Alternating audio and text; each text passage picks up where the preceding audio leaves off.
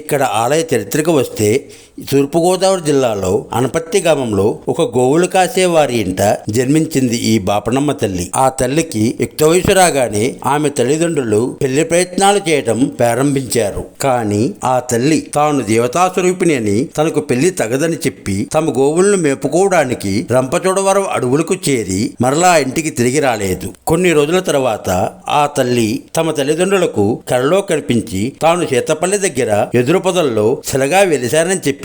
వెంటనే ఆ తల్లిదండ్రులు వచ్చి ఆ వెదురు పొదల్లో వెతకగా పసుపు కుంకుమతో ఉన్నటువంటి ఆ తల్లి విగ్రహం కనిపించింది. అలనాడు ఆ తల్లి వెలిసినటువంటి ఆ మూర్తి గర్భాలయంలో అమ్మవారి మూల విరాట్టుకు ప్రక్కనే ఉన్న చిన్న విగ్రహంని ఇప్పటికీ మనం చూడవచ్చు.